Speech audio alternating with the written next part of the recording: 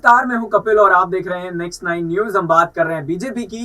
लगातार ये देखने को मिल रहा है कि 2024 का जब इलेक्शन होगा तब जीत होगी या हार होगी। यानी कि कांग्रेस की अगर बात करी जाए तो ये तमाम जो विपक्षी दल है वो ये दावा कर रहे हैं कि विपक्ष के गठबंधन के बाद कहीं ना कहीं सरकार को बड़ा झटका मिल सकता है। लेकिन विपक्ष साथ नहीं आ रहा है। लेकिन सर्वे जिस तरीके का जो मूड बता रहे हैं उससे माना जा सकता है कि बीजेपी को पहले की अगर बात करी जाए, जिस तरीके से 2019 का चुनाव हुआ था, वहां एनडीए को 353 सीटों पर जीत मिली थी। लेकिन मूड ऑफ नेशन का जो सर्वे है वो ये बताता है कि अगर जो हालिया समय है वहां पर चुनाव होते हैं तो ये माना जा सकता है कि उसे एक बड़ा नुकसान होगा। लेकिन बहुमत फिर से मिलता हुआ दिखाई दे रहा है। 298 सीटों पर बीजेपी यानी कि जो एनडीए के तमाम घटक दल हैं वो यहां पर जीत हासिल करते हुए दिखाई देंगे।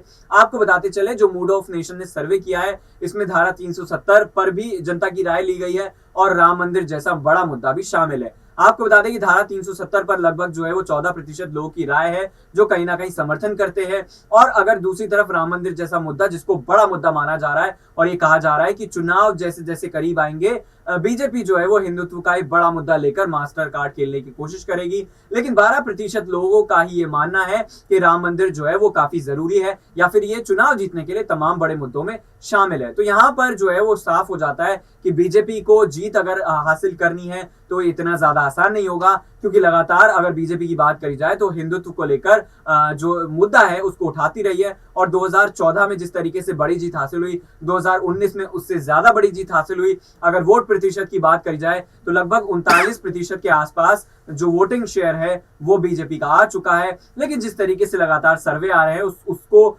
मद्देनजर रखते हुए ये कहा जा सकता है कि बीजेपी की सीटें कम हो सकती हैं। लेकिन वाकई में मूड ऑफ नेशन का सर्वे ही सच है, ये जो है वो नहीं कहा जा सकता, क्योंकि चुनाव से पहले नरेंद्र मोदी जो है वो इस तरीके की तमाम ऐलान करने के लिए जाने जाते हैं जो कहीं ना कहीं चुनाव से पहले ऐलान करते हैं और जनता का जो मूड है वो बदल सकता है। क्योंकि यूनिफॉर्म सिविल कोड की अगर बात करी जाए तो कहा जा रहा है कि ये ऐसे तमाम मुद्दों में शामिल है जो कहीं ना कहीं 298 सीटों को वापस 300 साढ़े 300 में भी कन्वर्ट कर सकता है। तो आपकी क्या राय है? क्या मूड ऑफ नेशन का जो सर्वे है क्या वो सही है? और अगर बात करी जाए तो जिस तरीके से 353 सीटें हासिल हुई थी, एक बार फिर रिकॉर्ड तोड़ सीटें बीजेपी जीत पाएगी? कमेंट करके जरूर बताइएगा। नमस्कार।